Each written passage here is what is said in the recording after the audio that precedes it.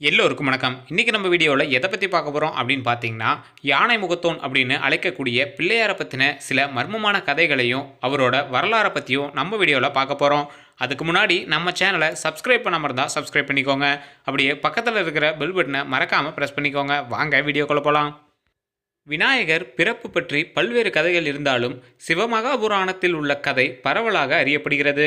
அதன்படி முற்காலத்தில் யானை முகம் கொண்ட கஜாசுரன் என்ற அசுரன் சிவபெருமானை நோக்கி பல வருடங்களாக கடுந்தவம் புரிந்தான்.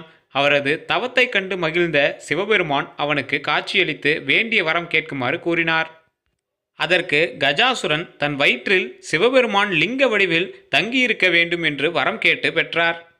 இதை அறிந்து கலக்கமடைந்த பார்வதி தேவி தன் அண்ணன் விஷ்ணுவிடம் உதவி கோரினார்.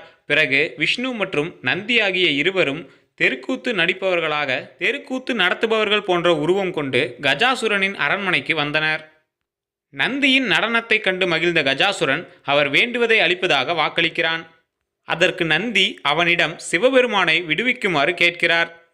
கஜாசுரனும் தான் கொடுத்த வாக்கின்படி சிவபெருமானை விடுவித்தான். அவன் சிவபெருமானை நோக்கி பிரபஞ்சத்தில் தன் நினைவு என்றும் அழியாமல் நிலைக்க வேண்டும் என்றும் சிவபெருமானிடம் வேண்டுகிறான்.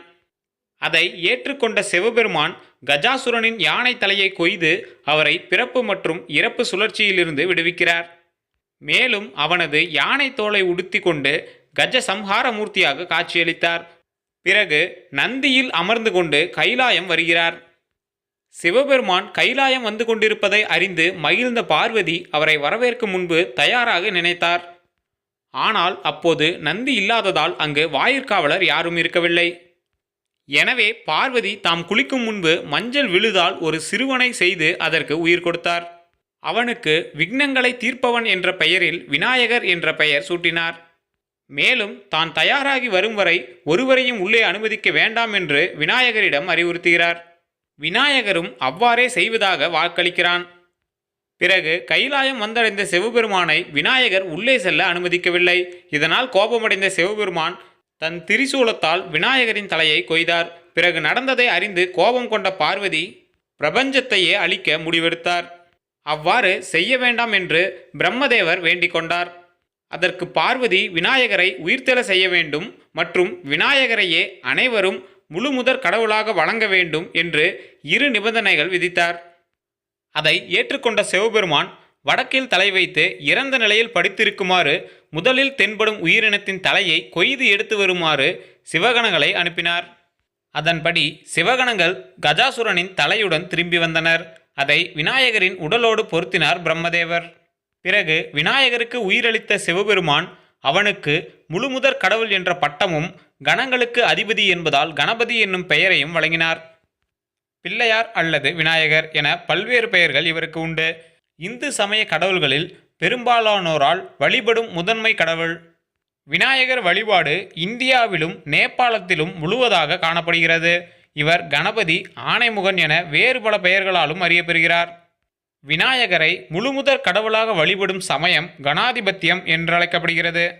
இந்த கணாதிபத்தியம் பின்பு சைவ சமயத்தோடும் வைணவ சமயத்தோடும் ஒன்றிணைந்தது.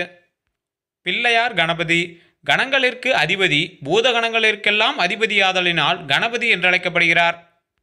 ஆனைமுகன் ஆனை அதாவது யானை முகத்தை உடையவராதலால் ஆனைமுகன் என்றழைக்கப்படுகிறார்.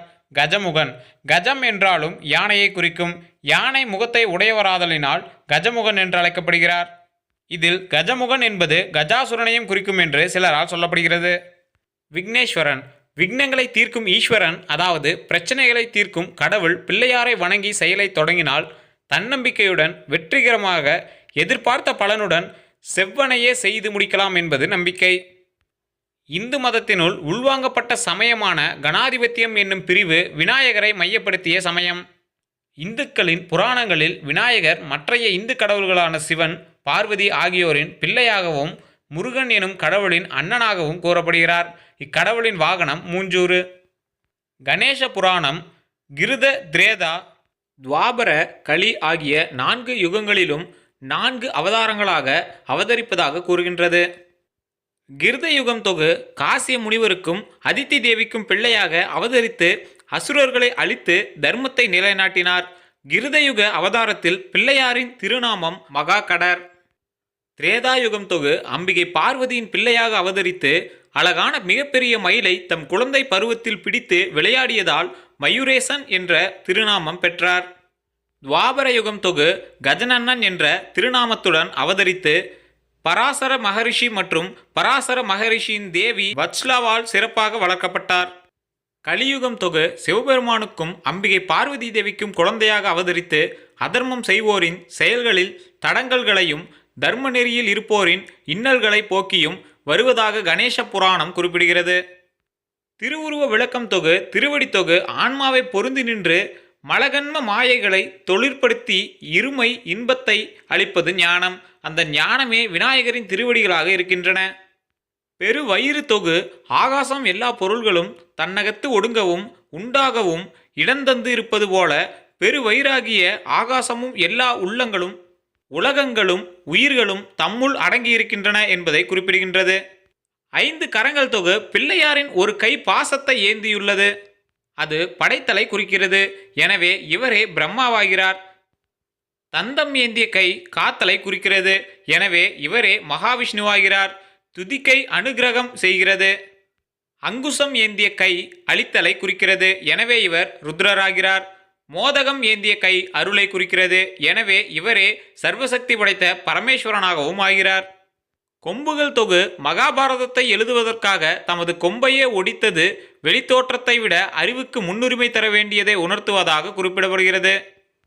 தால் செவி தொகு விநாயகரின் முரம் போன்ற பெரிய காதுகள் செவியில் விழும் செய்திகளை சலித்து நல்லவற்றை மட்டும் தேர்ந்து வைத்து கொள்ள வேண்டும் என்பதை குறிக்கின்றன. விநாயகர் மூர்த்தங்கள் தொகு பொதுவாக யானை முகமும் மனித உடலுமான காட்சியளிக்கும் விநாயகர் பல்வேறு வடிவங்களிலும் கோவில்களில் காட்சியளிக்கிறார். நரகமுக விநாயகர் மனித முகத்துடன் காட்சியளிப்பவர். சிதலபதி முத்தீஸ்வரர் கோவிலில் உள்ள விநாயகர் தும்பிக்கையின்றி மனித உருவில் உள்ளார். நடன கணபதி நர்த்தன கணபதி இது நடனமாடும் விநாயகர். சித்தி புத்தி கணபதி மனைவிகளாக சித்தி மற்றும் புத்தி ஆகியோருடன் காட்சியளிப்பவர். இது மட்டும் இல்லாமல் சக்தி கணபதி வாஸ்து கணபதி போன்ற பல பெயர்களில் விநாயகரை குறிப்பிடுறாங்க. இப்போ நம்ம குறிப்பிட்ட விஷயங்கள் சிவமகாபுராணத்தில் குறிப்பிட்டது. ஆனால் இது மட்டும் இல்லாமல் மக்கள் மத்தியில் சில கதைகளும் இருக்குது. அது ஒருவேளை உண்மையா இல்லை இது உண்மையா அப்படிங்கிறது நீங்கள் தான் சொல்லணும். பிள்ளையாரின் பிறப்பை பற்றி பல வரலாறுகள் ஒவ்வொரு விதமாக கூறினாலும் இந்த மகாபுராணத்தை பற்றி தான் நிறைய பேர் இது உண்மை கதை அப்படின்னு சொல்லக்கூடிய அளவுக்கு இது எல்லா விஷயங்களோட பொருந்தி வருது. இது மட்டும் இல்லாமல் விநாயகரை வணங்குறதுக்காக ஆலமரத்தடி விநாயகர் அப்படின்னு ஆற்றோரங்களில் வச்சுருப்பாங்க. சிலர் வேப்ப மரம், சிலர் அரச மரம், இது போன்ற ஒவ்வொரு மரங்களுக்கு கீழே இந்த விநாயகரை பிரதிஷ்டை பண்ணியிருப்பாங்க. காலையில் 5 to 6க்குள்ளே அந்த மரங்களை சுற்றி வரும்போது அதிலேருந்து வெளிப்படுற ஆக்சிஜன் ஆனது நம்மளோட உடம்புக்கு அதிகமான குளிர்ச்சியை தரக்கூடியது. அதனால் இதை அறிவியல் பூர்வமாகவும் அதை சரி அப்படின்னே சொல்கிறாங்க. சரியான ஆக்சிஜனை அந்த மரத்தை சுற்றி வரும்போது நம்மள சுவாச காற்றுகள் சரியாக வேலை செய்ய ஆரம்பிக்குது. அப்போது நம்ம தோப்புக்கரணம் போடுற சில முறைகளும் இருக்குது. தோப்புக்கரணம் போடும்போது நம்மளோட மூளைகளுக்கு அதிகமான வேலைகளை கொடுக்க ஆரம்பிக்குது. இரத்த ஓட்டங்களும் சீராக ஆரம்பிக்குது. இது மூன்றும் ஒரே விஷயத்தில் நடக்கிறதுனால இந்த விஷயம் ரொம்பவே நல்லது அப்படின்னு சொல்கிறாங்க. இந்த இறைவனை வழிபடுறதுக்கு முன்னாடி ஆற்றுக்கு செல்லுவோம். அந்த ஆற்றுக்கு போகும்போது பார்த்திங்கன்னா தலையில் கொஞ்சம் தண்ணி தெளிச்சுக்கிட்டு மறுபடியும் அந்த ஆற்றில் முங்கி குளிப்போம். அப்போ உடல் குளிர்வித்தல் அப்படின்னு சொல்கிறாங்க. அதாவது ஃபஸ்ட்டு தலைக்கு தண்ணி தெளிக்கும் போது அந்த ஹீட்டு நியூட்ரல் ஆகுது. மறுபடியும் காலில் இருந்து தலை வரைக்கும் முழுகிறோம். அப்போது காது வழியாகவும் கண்ணு வழியாகவும் அந்த ஹீட்டு வெளியே போக ஆரம்பிக்குது. இப்படி நம்மளோட உடம்பை குளிர்விச்சுட்டு அதற்கு பிறகு இறைவனை வழிபடுறதுக்காக அந்த அரச மரத்தடி பிள்ளையாரை சுத்த ஆரம்பிக்கிறோம். அப்போ என்ன நடக்குது அப்படின்னா நம்மளுக்கு அந்த பியூரான ஆக்சிஜன் கிடைக்க ஆரம்பிக்குது. அந்த ஆக்சிஜன் கிடைச்சதுக்கு அப்புறம் நாம் அந்த தோப்புக்கரணம் செய்யும் முறையை கையாளுறோம். அப்போ நம்மளோட மூளை நரம்புகள் அதிகமாக வேலை செய்ய ஆரம்பிக்குது. இது எல்லாம் ஒரு சேர 5 to 6க்குள்ளே நடக்கிறது ஆன்மீக ரீதியாகவும் நல்லது அப்படின்னு சொல்கிறாங்க.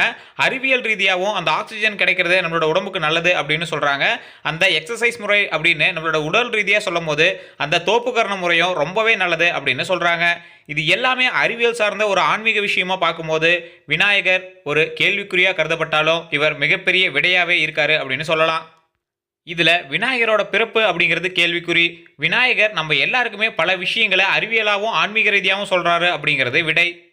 இந்த விஷயத்தை பற்றி நீங்கள் ஏதாவது நினச்சிங்க அப்படின்னா உங்களோட கருத்துக்களை கமெண்ட் செக்ஷனில் தெரிவிக்கலாம். இந்த வீடியோ பிடிச்சா லைக் பண்ணுங்கள், மறக்காமல் உங்களோட நண்பர்களுக்கு பகிர்ந்துக்கோங்க. நம்ம சேனலை இதுவரை சப்ஸ்கிரைப் பண்ணாமல் இருந்தால் சப்ஸ்கிரைப் பண்ணிக்கோங்க. அப்படியே பக்கத்தில் இருக்கிற பெல் பட்டனை மறக்காமல் ப்ரெஸ் பண்ணிக்கோங்க. எல்லோருக்கும் நன்றி.